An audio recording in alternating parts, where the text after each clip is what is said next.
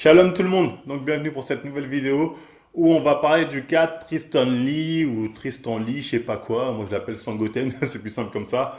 Voilà, vous avez été nombreux à nous envoyer des messages en mode John, guide-nous vers la lumière et qu'il chargé. Donc voilà, on s'est dit bon, il y a un billet à se faire. On s'est dit, on va faire plaisir à nos abonnés qu'on aime tant, donc voilà, on va faire son cas. Donc c'était pas prévu, hein, comme je le dis. À la base, ça devait être plus la vidéo des coachs chargés, puis ensuite la vidéo des fit girls. Mais bon, on va repousser ça un peu, mais vous inquiétez pas, ça va venir. Pareil pour ceux qui me disent oui, les vidéos muscu, John, ça fait longtemps. À partir de septembre, avec l'ouverture du site, on va commencer ça, vous inquiétez pas, il y en aura pour tout le monde. Pour revenir sur le cas du fils de Jiren, c'est pas un cas évident, hein. C'est vrai qu'on a déjà fait une vidéo, nous, sur les ados qui chargent.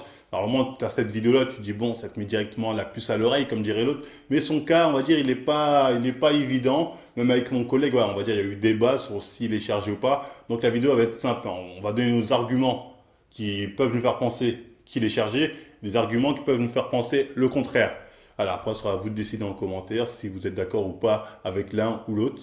Ça, il y a débat, hein, là-dessus, il n'y a pas de souci. Et à la fin aussi, je voulais parler un peu aussi, j'en avais déjà un peu parlé dans l'autre vidéo, mais bon, je vais reparler de cette mode des ados à vouloir être bodybuilder à tout prix. Donc voilà, enfin bref, on y va, on commence le cas à Sangoten. Donc on va commencer par les arguments qui peuvent nous faire penser qu'il est naturel.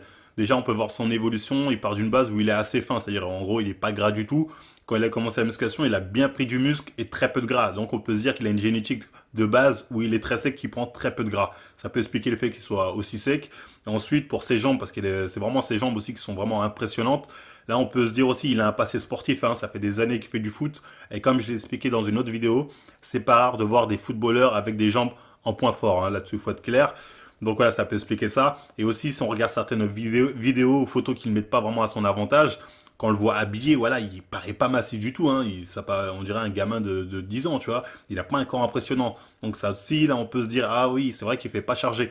Et si aussi on compare avec d'autres adolescents du même âge qui sont chargés, je prends en France comme exemple, je sais pas, je crois on a eu Lorenzo Baker, voilà, ça n'a rien à voir, ou même d'autres Américains, tu vois, ça n'a rien à voir.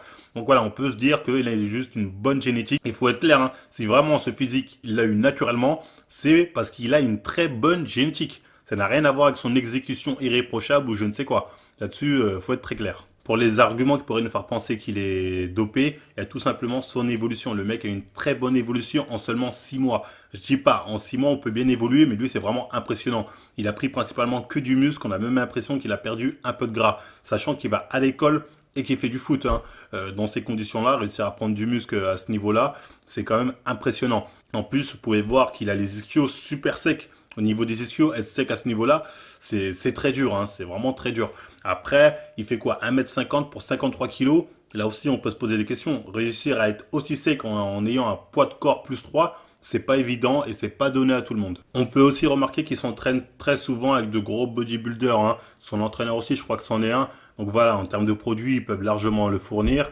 Ensuite, il a aussi fait des compétitions. Comme dirait Jamcore, quand tu vas en compète, tu es à la guerre, donc tu prends ton calage, tu le charges, hein, tu vas pas avec un couteau. Là-dessus, il faut que ce soit clair. Après, si effectivement il se charge, il doit prendre des produits vraiment, je pense, à faible dose, hein. C'est-à-dire, il va pas avoir d'effet androgénique, que ce soit au niveau de la voix, de la pilosité ou bien une gynéco, tout ça. Il doit peut-être plus s'orienter aussi sur des produits qui vont l'aider à être plus performant, notamment au foot, vu qu'il en fait depuis plusieurs années. Alors, on a fait une vidéo là-dessus, et plusieurs produits là-dessus, qui peuvent aussi notamment aider à sécher. Mais après, il faut garder à l'idée que voilà, c'est pas rare de voir des gens de son âge chargés. Je vous rappelle le cas Richard Sandrac, qui à 8 ans était super sec, avait gagné avec pratiquement que de la masse musculaire. Voilà, il était clairement chargé.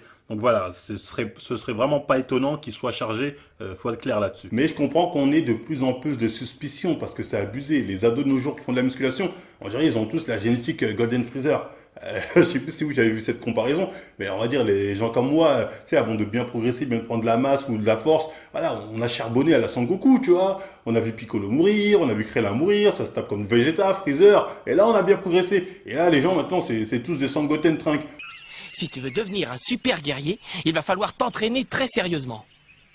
Et c'est seulement après de longues années de gymnastique et de travail qu'on peut y arriver. Ah!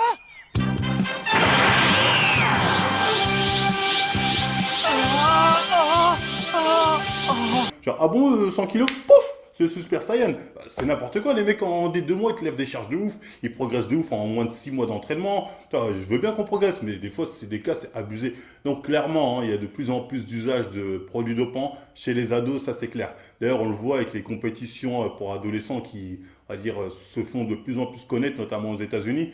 Ça, c'est un message que je voulais faire passer bon, aux gens en France aussi, qui seraient tentés par le bodybuilding alors qu'ils sont au collège ou au lycée, tu vois, ils passent le bac.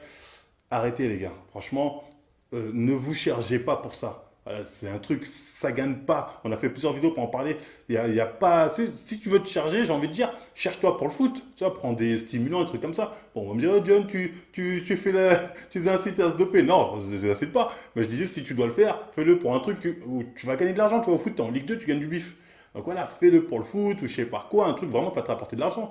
Dans le bodybuilding, c'est très rare les mecs qui en vivent. C'est très rare. Tu vois, les mecs sont Olympia, tout ça, ils galèrent à en vivre. Hein. Ils sont tous ça en espérant un jour devenir acteur, tout ça. Mais il y a combien de mecs qui ont vraiment réussi à faire carrière grâce au bodybuilding? Et il y a Arnold, après il y a qui? Ça devient chaud. Voilà. Après, tu peux être champion si vraiment tu es passionné, ok. Mais je te dis, ne fais pas ça en espérant vivre de ça, tu vois, ça va être dur. Après, peut-être tu vas être l'élu hein, en France, il n'y a encore jamais eu personne qui vraiment a réussi à vivre grâce au bodybuilding. Mais je vous le dis clairement, ne misez pas tout là-dessus. Voilà. Faites-le à la rigueur pour vous-même, pour bien vous entretenir, mais allez pas dès 16 ans, je vais faire la compétition d'un tel, j'ai envie d'être. Tu vois, c'est bidon. Ça, je vous le dis, c'est pas un secteur d'avenir. Hein. En tout cas, pour moi. Après, chacun son avis, comme dirait. Après, voilà, c'était tout. C'était mon message de fin. Hein. Pour le cas Sangoten, hein, j'espère que j'étais clair. Vous pouvez débattre, vous pouvez en débat, en commentaire plutôt, donner votre avis. Bah, si ça vous a plu, comme d'hab, on like, on partage, on s'abonne, on nous suit sur Facebook et Instagram pour être tenu au courant des nouvelles vidéos à venir. Et moi, je vous dis à la prochaine émission.